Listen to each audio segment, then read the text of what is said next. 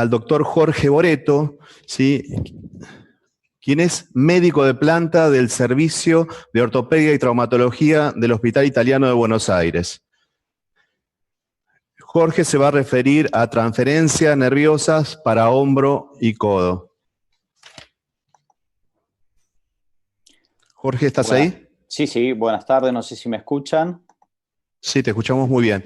Bien, perfecto. Bueno, a ver, vamos a compartir pantalla. Ahí se ve, ¿están viendo?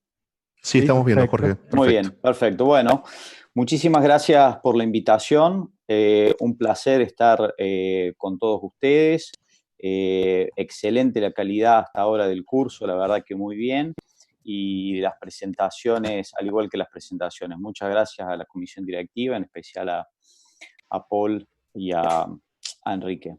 Bueno, muy bien. A mí me toca hablar sobre transferencias nerviosas para el hombro y el codo. Es un tema bien extenso, así que sobre todo vamos a hablar de algunos principios. Los objetivos en esta presentación van a ser definir el déficit funcional y las funciones a reconstruir en hombro y codo, describir cuáles son las indicaciones para estas transferencias y describir las técnicas de reconstrucción en hombro y codo por las transferencias nerviosas.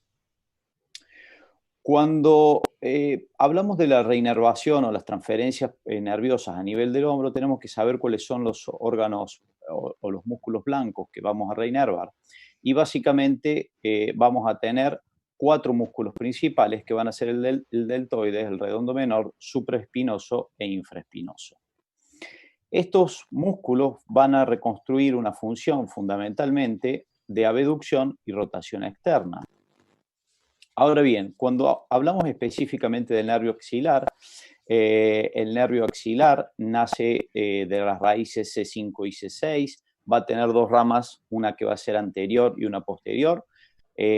Luego de dar una rama más proximal, que es el redondo menor, y este nervio va a reinervar al deltoides y al redondo menor. El déficit del nervio axilar, cuando es aislado, generalmente se da como secuela de traumatismos a nivel de la articulación glenohumeral, pero este déficit con otros músculos funcionantes puede no repercutir de manera importante. No obstante, habitualmente los pacientes pierden, tanto en abducción como en elevación, de un 15 a un 40% de fuerza en estos movimientos. El nervio supraescapular, por su lado, se origina específicamente de la raíz C5 y va a dar 2 ramas. Una proximal, que va, luego de pasar por la escotadura coracoidea, va a inervar el músculo supraespinoso sobre la fosa supraespinosa, y la rama terminal, que va a continuar ese trayecto para terminar inervando el infraespinoso. Estos finalmente van a generar fundamentalmente función de abducción y de rotación interna. Y principalmente cuando el nervio supraescapular está limitado, el principal déficit que se ve y que se evalúa en los pacientes es el déficit de rotación externa, como podemos ver en este paciente. Ahora bien, el problema es mayor cuando se presenta una parálisis del nervio axilar y del supraescapular en conjunto, y esos pacientes presentan una imposibilidad y una limitación completa de la abducción de la rotación interna. Es importante tener en cuenta que la etiología de las lesiones del nervio axilar y del supraescapular generalmente son la luxación glenohumeral, los traumatismos directos sobre el hombro, generalmente deportivos, o las parálisis altas del plexo braquial, donde van a estar comprometidos tanto el nervio axilar como el nervio supraescapular. Pero es fundamental tener en cuenta cuál es el diagnóstico diferencial, sobre todo en los pacientes que presentan una parálisis completa del hombro, y que tenemos que tener en cuenta que la tríada terrible del hombro es el diagnóstico diferencial en que nosotros tenemos que manejarnos, y ese diagnóstico o la tríada terrible del hombro se va a definir por la luxación glenohumeral, que va a provocar una ruptura masiva del manguito rotador y una parálisis asociada del plexo braquial, donde generalmente se compromete el nervio axilar.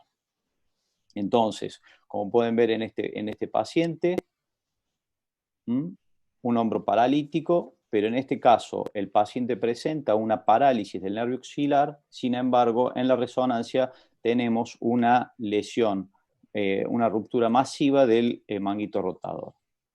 Ahora bien, ¿cuáles son las transferencias nerviosas que nosotros vamos a utilizar para reinervar específicamente estos dos nervios a nivel del hombro? A nivel del hombro, para reinervar el supraescapular, la transferencia por elección va a ser la transferencia del espinal accesorio, y para reinervar el nervio axilar, la transferencia más utilizada es la radial. Existen otras, pero por razones de tiempo nos vamos a manejar solamente con estas. Una de las cosas muy importantes que se habló al principio, y ya lo mencionó Carlos Seidenberg al principio, cuando nosotros estamos eligiendo un nervio donante, tenemos que tener en cuenta fundamentalmente cuáles son el número de fibras motores que vamos a transferir, y eso tiene que estar en relación a ese nervio receptor, porque lo que necesitamos es transferir o brindarle a ese nervio receptor un número de fibras motoras que sean adecuadas para poder recuperar esa función.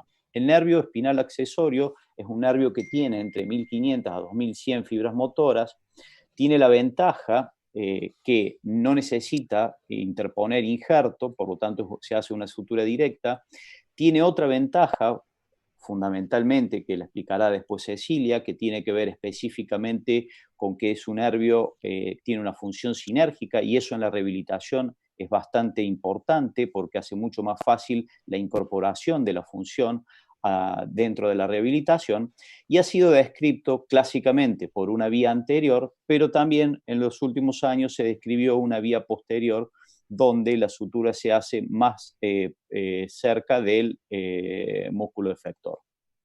Ahora bien, es importante tener en cuenta lo siguiente: este músculo tiene una variabilidad en los resultados que va a depender específicamente de dos factores. Uno de los factores es la parálisis total, otro de los factores es cuando los pacientes presentan una parálisis parcial. En este artículo interesante de Bertelli, ustedes pueden ver que el rango de movimiento obtenido en pacientes que tuvieron una parálisis total cuando se transfirió el espinal accesorio para el supraescapular fue en promedio de 45 grados, lo cual es casi a veces imperceptible con la movilidad escapulotorácica.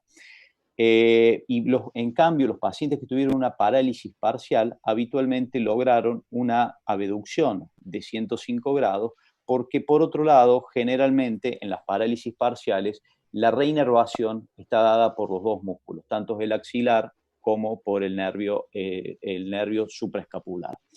Pero interesantemente es que los pacientes que tuvieron una parálisis total, fíjense que es muy importante tener en cuenta que ninguno obtuvo una recuperación de la rotación externa, y esto habitualmente tiene dos explicaciones. Una explicación fundamentalmente puede estar dada en que existe un robo axonal en el primer músculo a reinervar, y eso es el supraespinoso, y por otro lado porque se considera que el nervio supraescapular puede tener una doble lesión, fundamentalmente una a la salida a nivel del tronco primario y otra a nivel de la escotadura. Con respecto a la transferencia del nervio radial, Lichabembong, algunos lo conocen como Somsak, pero me parece que es porque es más fácil decirlo que Lichabembong, pero Lichabembong es el apellido, y en el 2003 este grupo tailandés describió la transferencia parcial de la rama de la porción larga del tríceps a la rama anterior del nervio axilar, obteniendo buenos resultados y también teniendo la ventaja, como habíamos visto recién, que no necesita injerto, que es un músculo sinérgico para la rehabilitación. Y fundamentalmente en esta transferencia es muy interesante tener en cuenta lo siguiente. Lichabembong la transfiere directamente, como ven en su imagen a la izquierda, la transfiere directamente a la rama del deltoides, dejando de lado la rama del redondo menor. Sin embargo, Bertelli en el 2004 publica, si bien el esquema que ustedes ven es para ver que está reinervado la rama del redondo menor, como sé que también lo hace el doctor Clifton, y después vamos a poder discutir algún caso con él. Bertelli lo que también hace es reinervar el redondo menor.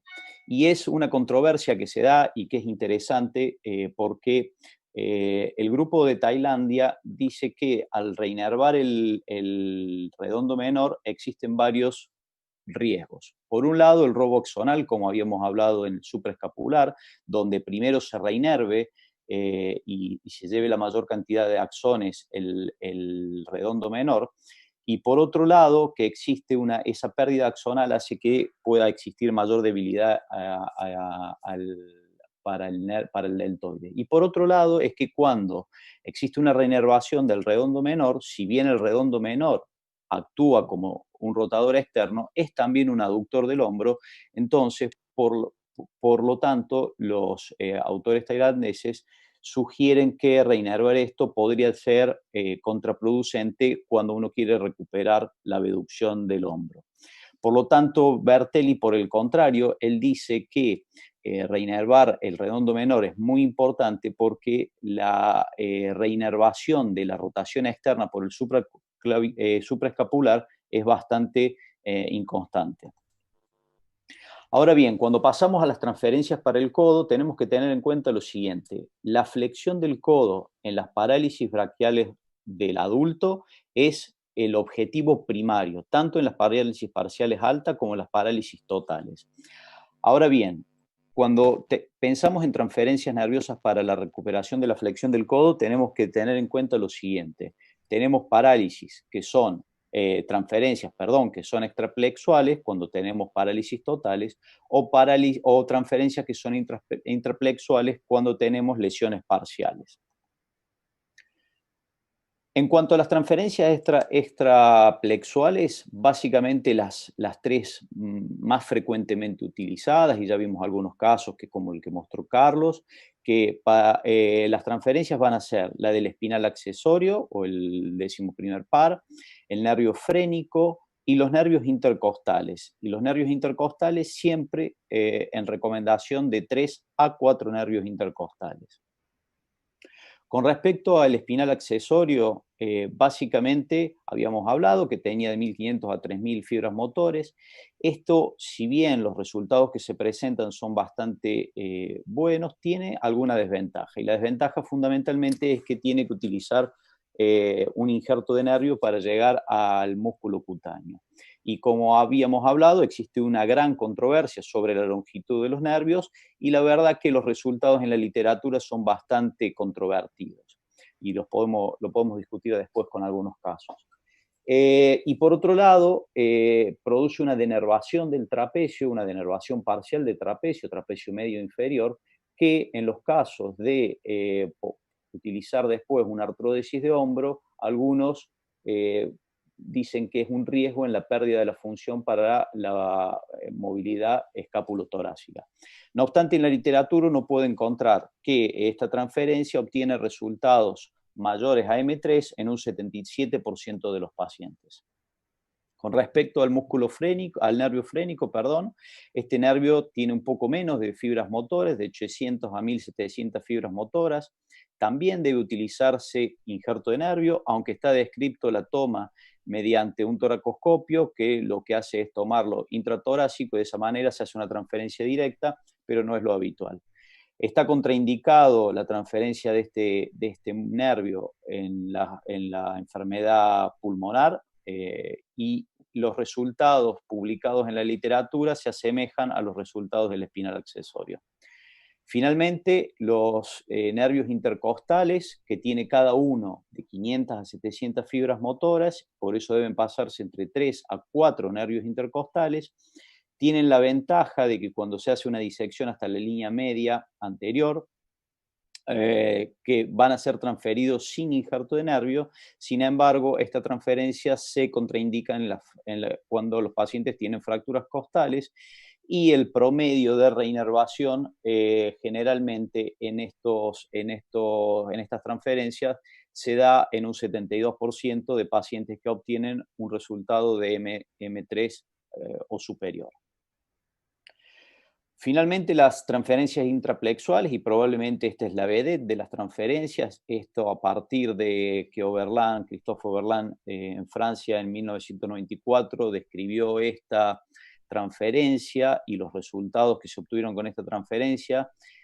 Ahí hubo una explosión de descripción de transferencias y a partir de ahí se empezaron a describir transferencias para el antebrazo, para la mano, que es la que vamos a escuchar más adelante. Pero básicamente esta transferencia pasó a ser la vedette en las reconstrucciones parciales altas del plexo braquial, fundamentalmente por algunas ventajas, principalmente porque la sutura se hace muy cerca del músculo efector, porque los resultados que se pueden obtener habitualmente están por encima del 84% a 100% de la reinervación según las distintas series. Y si bien inicialmente lo que se describió Berlán, fue la transferencia de la transferencia parcial del nervio cubital al nervio del bíceps, después hubo una variación o una variante, que algunos la conocen como Berlán 2, otros lo conocen como McKinnon, que es la transferencia parcial del nervio mediano al nervio motor del braquial anterior, y haciendo aproximal la transferencia de la Oberlin clásica. Después vamos a comentar y a preguntarle al doctor Clifton, que yo sé que él también tiene una variante sobre esta transferencia. Y como les decía, estos resultados habitualmente están reportados con 84 a 100% y fundamentalmente con una tasa de reinervación en tiempo que es mucho menor al resto de las reinervaciones. En resumen, las transferencias para el hombro van a ser para el nervio supraescapular, el espinal accesorio, donde vamos a obtener un 70% en caso de reinervación de mayor a M3, pero cuando en parálisis totales tenemos que tener en cuenta que el resultado va a ser pobre, solamente estabilización del hombro con una abducción de 45 grados y una rotación externa que está en algunas series, como vimos en la de Bertelli, totalmente excluida en todos los casos. A nivel del axilar, el nervio radial, lo que deberíamos definir o lo que queda definir, cada uno tiene sus preferencias, si es uno incluye o no el redondo menor dentro de esa reinervación. En cuanto a las transferencias del codo, las extraplexuales es espinal accesorio y nervio frénico, las dos utilizan injerto, y los intercostales entre 3 y 4 tienen la ventaja de que la sutura es directa. Y a nivel intraplexual, sin lugar a duda, la transferencia es la transferencia de Oberlin, que reinerva el bíceps, y últimamente se acaba de publicar en Neurosurgery una revisión sistemática que habla de reinervar solo bíceps versus bíceps y braquial anterior, y los resultados son bastante superiores cuando uno hace una doble reinervación a nivel de los flexores del codo. Muchas gracias. Gracias, Jorge. Excelente la presentación.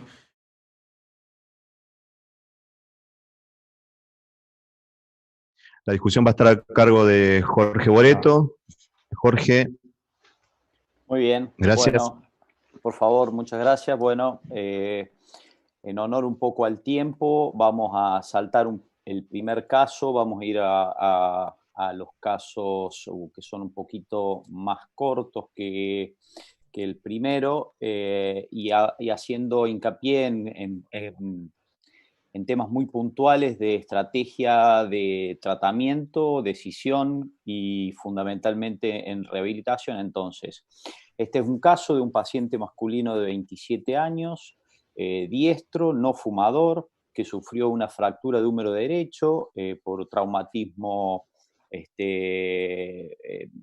una caída, y que consulta 8 meses después con su fractura resuelta, pero con esta parálisis alta del nervio radial, sin ningún signo de recuperación, un brachioradialis AM0, o sea, sin ningún signo absolutamente, con un signo de reinervación en electromiograma, sin ningún signo tampoco de reinervación. Entonces, rápidamente, a ver, en cuanto a la estrategia, injerto de nervio, 27 años, acuérdense, no fumador, 8 meses de seguimiento. Transferencias nerviosas o transferencias tendinosas. Doctor Casañas. Vale, suponemos que tiene el tinel atascado allí y que tiene anestesia completa del territorio sensitivo de la mano, ¿no? Damos por supuesto. Como en principio la fractura era bastante baja, ¿no? Por lo que, si no recuerdo mal en la placa, ahora no la veo aquí, pero yo creo que el radial, que es un nervio que no se porta tan mal, podrías hacer primero una revisión del foco y revisión del radial. Claro, yo lo chisparía y miraría cómo está. Si no tiene nada de conducción, podrías ir directamente y luego hacer las transferencias nerviosas, porque son realmente transferencias muy agradecidas. Y algunas transferencias un poco diferentes. Bueno, estamos más o menos jugando con todo lo mismo, pero yo lo que hago es que paso el pronador teres, lo paso para el extensor carpi radialis brevis y utilizo el flexor carpi radialis como también sinérgico para el interoseo posterior, que es una variante un poco de lo que más está. Llevamos unos cuantos pacientes hechos de esta manera y tenemos casi 10 casos que los queremos publicar en breve. Yo haría esto en principio. Revisión arriba, mirar de chisparlo. Si está atascado o no está atascado, pues depende como neurolisis o no. Y si no, iría a transferencias abajo. En este caso, la del injerto nervioso, como el área sensitiva no es tan importante, lo puedes quizá obviar, ¿no? Diferente de los otros dos troncos del antebrazo. Muy bien, perfecto, excelente. Doctor Clifton, ¿cuál sería su preferencia? Está silenciado. Está cerrado. A ver. Ahora sí, ahora sí. Sí, estoy admirado de que haya consolidado esa fractura de húmero, ¿eh? Esa placa parece que la puse yo, un cirujano plástico. No. Sí. Está terrible esa placa, pero bueno, aquí hay varias cosas a considerar, ¿no? En primer lugar, ¿cuál es la necesidad del paciente? O sea, sabemos que hay pacientes que necesitan trabajar para comer. Y si el paciente necesita trabajar pronto, o sea, no hay duda que hay que hacer unas transferencias tendinosas. Por las transferencias tendinosas, o sea, en pocas semanas el paciente puede incorporarse a trabajar. ¿Tiene dolor neuropático o no tiene dolor neuropático? Como comentaba Kim, si tiene dolor neuropático, le va a ayudar el hacer la reconstrucción nerviosa. Entonces, estoy completamente de acuerdo con Kim que hay que hacer una exploración. Hay que ver si es posible ayudarle con una reconstrucción nerviosa, pero el punto fino entre transferencia nerviosa y transferencia tendinosa no lo voy a tomar yo esa decisión. Yo se la dejo al paciente. Si tiene necesidad de trabajar antes o si él es un obrero albañil que ya necesita trabajar, es diferente si es alguien que toca el piano. Perfecto. ¿Okay? Excelente, muy bien. Mariano, ¿cómo te va? ¿Cómo estás? Estás sin sonido. Perdón, ahí está. ¿No? ¿Se escucha? Sí, perfecto, excelente. Bueno, gusto saludarte. ¿Cómo te va? Gracias, igualmente. Bueno, no, para hacer una respuesta corta, básicamente en nuestro hospital nosotros nos tendemos a hacer más transferencias tendinosas. Yo soy neurocirujano, sin embargo, prefiero, digamos, y sé que son mucho más confiables y más certeras, por lo menos por la experiencia, y bueno, sé que Jorge tiene una opción un poquito más abierta respecto a eso, pero en nuestros casos, la verdad que las transferencias tendinosas han funcionado bien durante los últimos 30 o 40 años, entonces, bueno, funciona. Así que respuesta más corta es. Perfecto, excelente. Doctor O'Neill.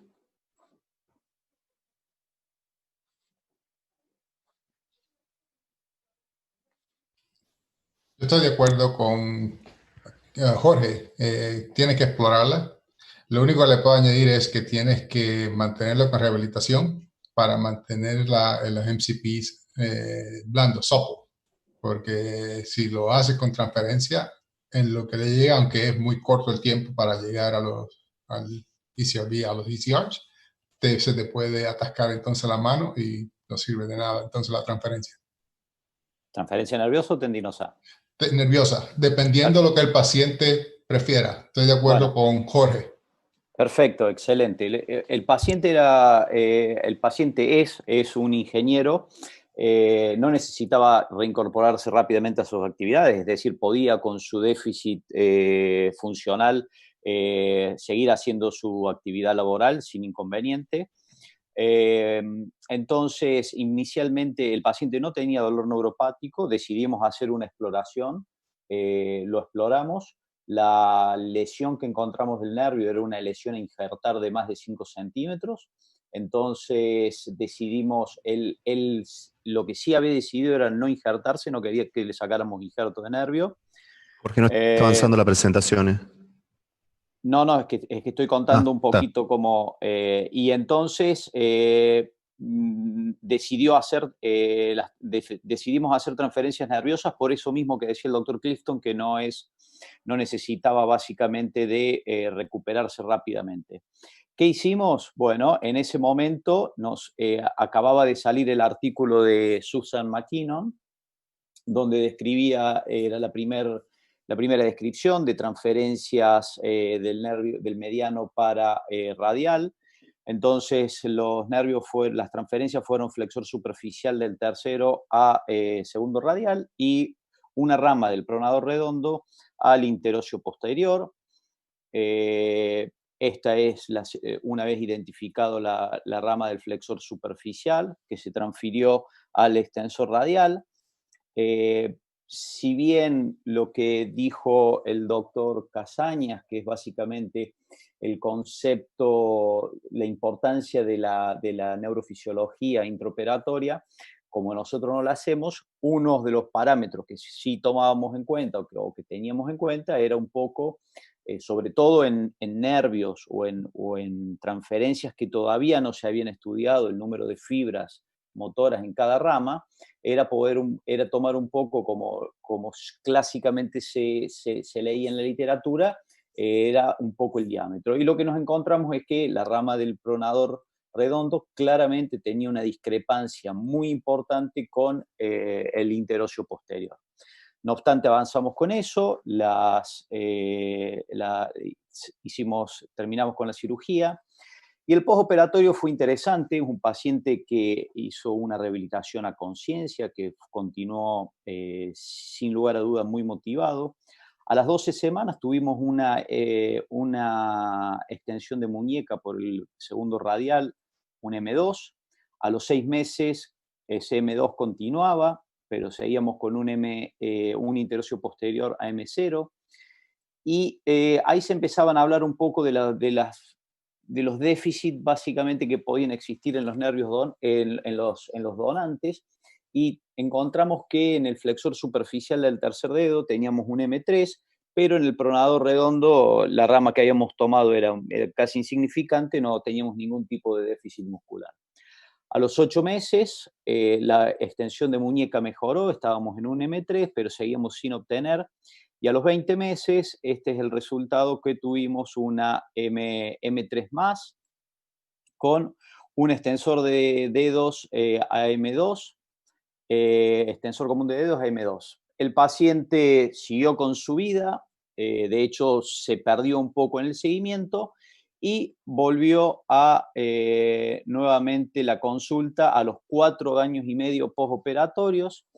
Y fíjense, esta es la extensión de muñeca que el paciente tiene con dedos extendidos y con dedos cerrados. Es decir, que a 4 años y medio el paciente no logró disociar aún la función del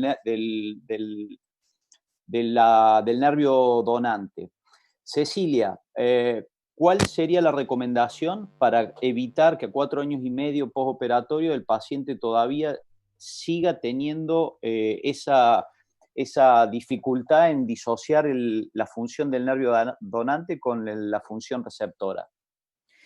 Yo lo que creo es que acá lo que falta fue un poco más de entrenamiento para poder separar y disociar lo que sería ambos músculos y comenzar con ejercicios en donde no se active tanto el flexor del de los dedos y se comience progresivamente a ganar a través de la extensión de dedos y extensión de muñeca. Perfecto, excelente. El paciente hizo 2 años de seguimiento, de rehabilitación bien seguidos. En la experiencia de los que sí tienen, el doctor Clifton, doctor Casañez, que ya tienen más experiencia en transferencias, ¿cuándo logra un paciente disociar el efector del donante? En su experiencia. Está sin sonido, doctor Clifton. Sí. Bueno, que hable Jorge si quieres. Adelante, Kim. Bueno, a ver, depende mucho del individuo. Esto vaya por delante. El factor individual que hace que un paciente obvíe la sinergia del movimiento para una transferencia nerviosa realmente para mí es sorprendente. Hay gente, por ejemplo en el Oberlin, ¿no? Por poner otro ejemplo, ¿no? Hay gente que enseguida quiere decir que alrededor del año pueden hacer una flexión de codo sin tener que hacer contracción de la muñeca, y hay gente que los ves al cabo de años, como tu caso, Jorge, y continúan haciendo la contracción de la muñeca, ¿no?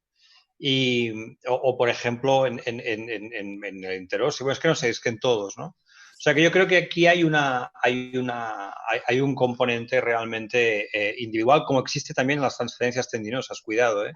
Hay gente que tú siempre recordaré que tenía un paciente que como decimos aquí en Cataluña, era más corto que la cola de un conejo, o sea que parecía que no entendía nada de lo que le decías de las cosas, y que le hice una transferencia tendinosa radial, y que el señor trabajaba en la agricultura en el campo, pero en un pueblo, pero por las montañas aquí de Cataluña, y le saqué el yeso de la muñeca para hacerla, y es que el tío al mismo momento que le saqué el yeso, levantó la muñeca y levantó los dedos, ¿no? Y esto hay gente que muchas veces tienes y que en transferencia tendinosa, y que hay gente que también les cuesta mucho. O sea que aparte de la técnica, que esto es un factor importante, es escoger bien la rama, ser muy selectivos en la rama que coges para la transferencia de la neurotización, ¿no? Esto realmente, yo creo que hay un componente individual importante. Yo pienso que cuando más selectivos es en la rama, más claro es, ¿no? que no. Nosotros, por ejemplo, incluso cuando hacemos transferencias del pronador para ir a pasar al extensor carpi, como es este caso, que es lo que yo hago, ¿no? Nos vamos muy terminalmente, e incluso a veces de las 3 o 4 ramas que puede tener del mediano para el pronador, vamos a buscar una que se parta, que tenga suficiente potencial de acción nervioso para, incluso con disección intraneural, ir proximalmente para ir a transferirla allí y para ser lo más selectivos posibles. Perfecto, excelente. Doctor Clifton. Completamente de acuerdo con Kim. Mucho es dependiente del paciente y mucho es dependiente también de la transferencia. Hablando con Brigitte Rosen acerca de esto, ella me decía que hay gente que su inteligencia no le da, como dice Kim.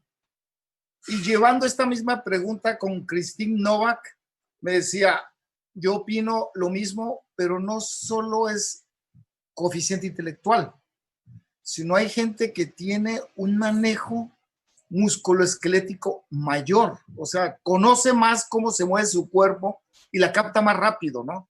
Entonces, se podría pensar, no sé, esto se lo dejaría a Cecilia y al grupo de rehabilitadores, hacer un tipo de medición de coeficiente muscular de manejo, ¿no?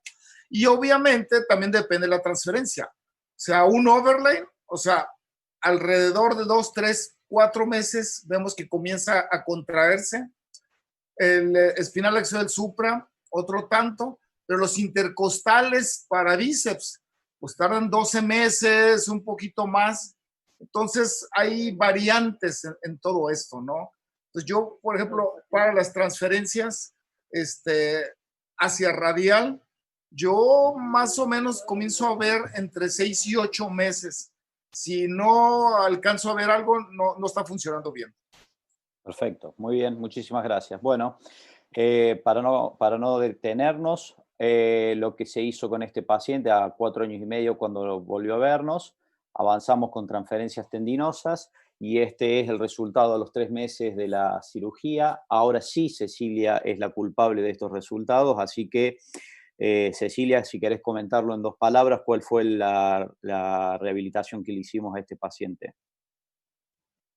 Bueno, en el caso de este paciente, lo que hicimos fue la rehabilitación clásica, una transferencia tendinosa, comenzando con reclutar ambos músculos, tanto en realidad el movimiento del el pronador con la extensión y y empezar a activar los extensores de dedos y extensor del pulgar. Obviamente que también estuvimos trabajando mucho lo que es el deslizamiento de la cicatrización y el deslizamiento del tejido blando para poder recuperar el rango de movilidad. Perfecto, excelente. Y esto un poco, esto resume, me parece, un poco la importancia de lo que dijo el doctor Clifton en cuanto a los tiempos del paciente para poder obtener los resultados. En resumen, las transferencias tendinosas no dan el resultado de la mejor transferencia nerviosa, eso está claro. El problema por ahí son los tiempos, como dijo bien el doctor Clifton. Un segundo caso, simple, corto, masculino de 19 años, diestro, no fumador, accidente en moto, 8 meses de evolución, fracturas costales del lado izquierdo, fractura de columna cervical, fractura de pierna izquierda, parálisis total del lado izquierdo, Clover-Bernard Horner. Básicamente, estrategia rápidamente en hombro, codo y mano. Empezamos con el doctor Kim.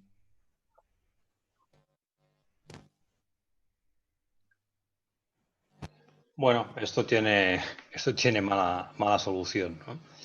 En principio, lo que tendríamos que hacer es intentar buscar las raíces que tenemos arriba, a ver qué podemos salvar de las raíces que tenemos arriba. Una lesión completa, habitualmente C7, C8, T1 y sobre todo C8, T1 están perdidas y no tendremos probablemente el mecanismo, la línea de energía por la que pasa la disrupción habitualmente hace que sean muchas veces lesiones preganglionares abajo y que por lo tanto tenemos que mirar de tener arriba a ver qué podemos salvar.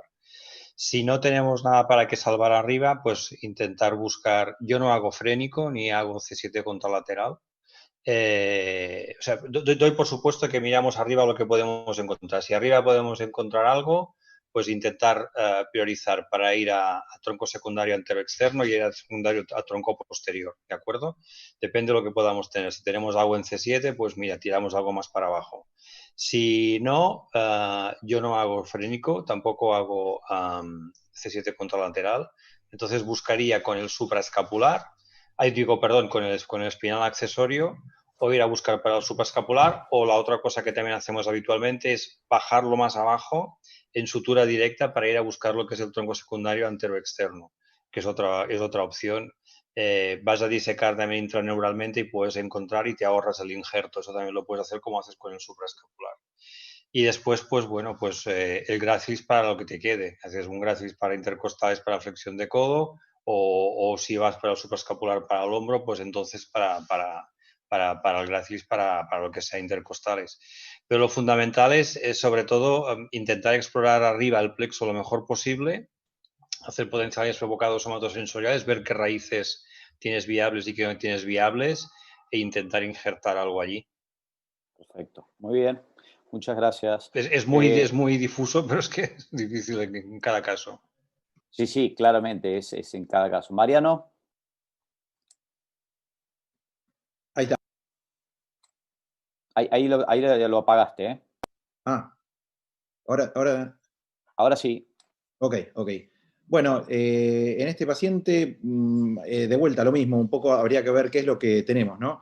Básicamente, si tenemos espinal, si tenemos E5 y si tenemos frénico, prepandemia haríamos frénico a músculo cutáneo, no a la división anterior, a músculo cutáneo con un injerto de unos 8 o 10 centímetros, espinal supra y C5 para división posterior. Esa sería, digamos, hallando todo eso que dije, ¿no? Si no encontramos eso, vamos tachando de la generala y vamos primero la doble generala, y bueno, entonces si tenemos que tachar el hombro y no lo podemos reinervar, ni siquiera con un supra, entonces por ahí hacemos una artrodesis. Perfecto. Doctor Clifton.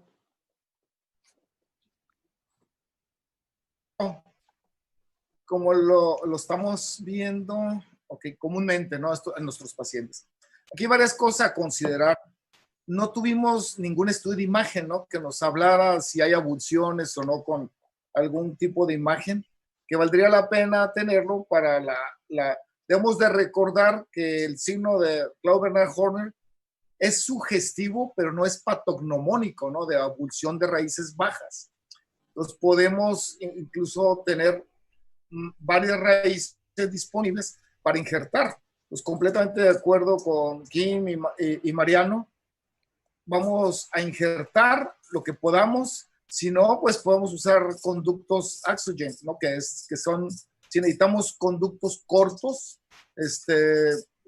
Oscar tiene mucha experiencia y mucha información al respecto, ¿no? Entonces, tratando de dar codo, por supuesto, en un principio, un hombro estable y realmente, tenemos varias fracturas intercostales, fracturas de costillas, no sabemos cuántas, pero podemos utilizar también el que hay una fractura costal no hace que no puedas utilizar esa costilla, ¿no? O sea, nosotros hemos utilizado intercostales aún con más de una fractura costal y nos ayudan.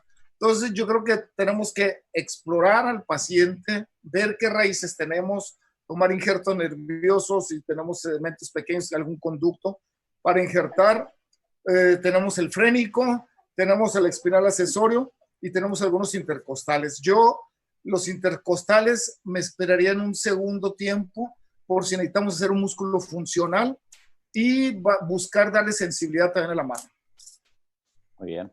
Bueno, entonces les cuento, así vamos avanzando. Esto, lo que no encontramos raíces viables,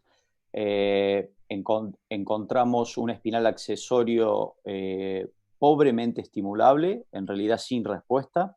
Así que el que tenía mejor respuesta a la electroestimulación era el frénico. Hicimos transferencia de frénico directo a músculo cutáneo, como dijo Mariano. En este caso fue con un injerto un poco más largo, fueron 13 centímetros. Este es el resultado entonces que obtuvimos, y a partir de ahí, una vez que obtuvimos, propusimos una artrodesis para estabilizar hombro y una artrodesis de muñeca y de antebrazos y de primer espacio para mano, con una transferencia de fascia lata para reconstruir el agarre o el cierre de puño. Y este es el resultado de la movilidad con la estabilización del antebrazo y la mano, y el paciente que logra 1 kilo de agarre y levante. Muy bien, Paul, hemos terminado. Les agradezco muchísimo, ha sido un placer sobre todo de todos los invitados internacionales. Cecilia, muchísimas gracias.